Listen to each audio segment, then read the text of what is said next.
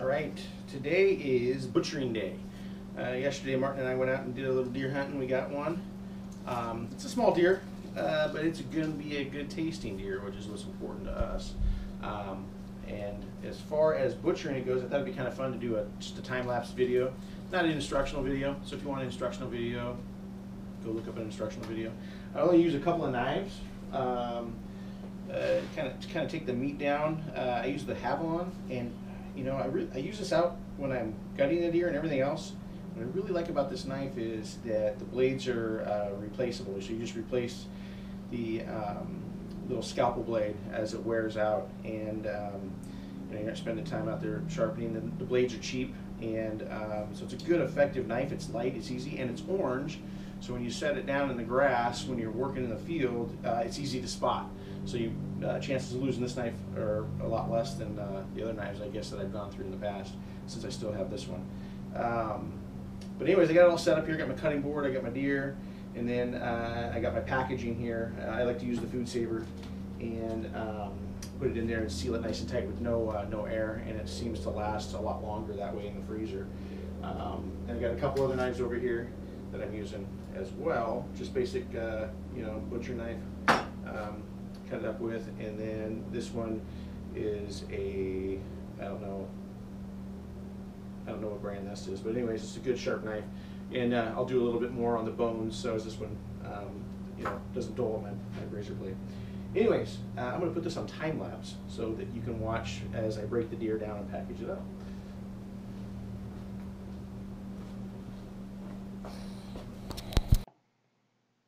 All right, so I start off by probably making a phone call here is what I'm doing. But kind of the first steps for me is to take off the front legs, work the legs down, get all the meat off of those, break it up. This is pretty stringy meat, so this is probably going to be my hamburger meat when I'm all done with it. But I do my best to get all the meat off the bones. And this is the back strap. Take the back strap off, which is prime meat. That's the best meat on the animal that you can get. And then I'll go inside. Well, actually, I'm going to get the neck meat first. So I'm going to work the neck down, get the little bits off there. Then I'm going to go inside here in the cavity in just a second, and I'm getting the tenderloins out. And that's your filet mignon as well. I've also trimmed down a lot of the trim meat.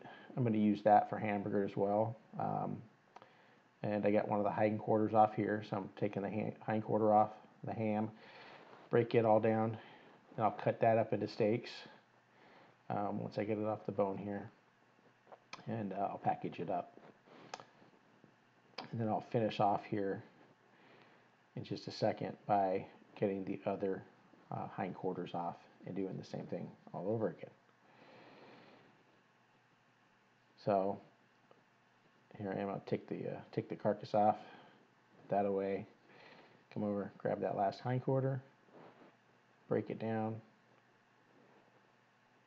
A lot of this meat you don't actually cut, you just kind of separate the meat or the muscles from each other, which I found is the easiest way to get a nice chunk of steak out of there, rather than trying to cut it. Otherwise you'll have steak that's kind of like pieces. So by breaking each piece of meat down separately, you get really good steaks out of it. And then here I am, I'm cutting up my stew meat. So put that aside. I'm going to hook up my KitchenAid grinder. Great for small jobs like this. I'm really happy with it. But that's just all the scrap meat going in there, and really like to use the hamburger for a lot of different things, as I'll talk about later on. But again, simple process, and we'll get this all bagged up here, and then start cleaning up. So only took a couple hours. Didn't take that long to put this all together. There you go. All right, so that's it. We're pretty much done. We're cleaned up. My Food Saver broke. And it was on its way out. It's been through a lot of deer, elk, and caribou and whatnot. So It's done a good job, but it just couldn't get through this last little deer. So my little fork and horn buck broke its back. So time to go down to Costco and get a new one, I guess, which I'm going to have to do. So I have to throw this in the fridge while I run down there and get that today. But anyways, the nice thing is we got some really nice clean steaks. I like to take my time and really clean the silver skin off of them. And you can see in here, just there's, you know, when you're all done with it and you have it that clean, it's going to be great when I cook those up. I also got quite a bit of stew meat. I love the stew meat and chili. I like to make stew and chili, so good. And then I also got I'm not gonna pull it out here just because it's kind of slippery, but a bunch of the hamburger meat. And it really is good hamburger. It's not the kind of hamburger that you would throw on the grill and make hamburgers unless you're going to add some fat to it. And so, you know, you got to add some pork fat or some fat from a cow or something like that. But what I like to do with it is I like to make a lot of spaghetti sauces and lasagna sauces, chili, great for chili. Anything that you're going to do a meat sauce with and you don't want a lot of fat, that is the perfect meat. Oh, and tacos. For taco night, it's amazing.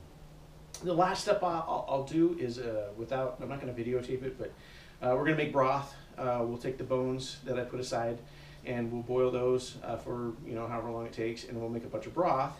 And that's what this is. This is actually elk broth right here.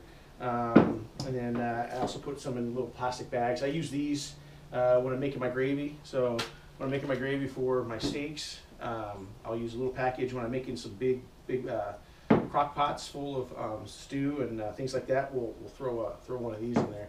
And the nutrition value is through the roof, and the flavor is phenomenal. You know, it's just not gamey. You would think it would be gamey, but if you've never done this and you're a hunter, give it a try and replace your store-bought canned chicken broth and use this, or beef broth. And use that and give it a shot and see how you like it. I think that two things will happen. You'll feel better after you eat, and you know, you feel good about using the animal. So, you know, the question I have is, where'd your meat come from? If you don't know, you know, that's okay. Ignorance is bliss, and that's what they said on Soylent Green. Those people didn't care. So, anyways, this is where my meat came from. My family's looking forward to eating it, and I hope that for the hunters out there, happy hunting season. Unfortunately, I got mine on the first day, so I'm done. Now I got to figure out what I'm going to do with the rest of the month. All right, take care.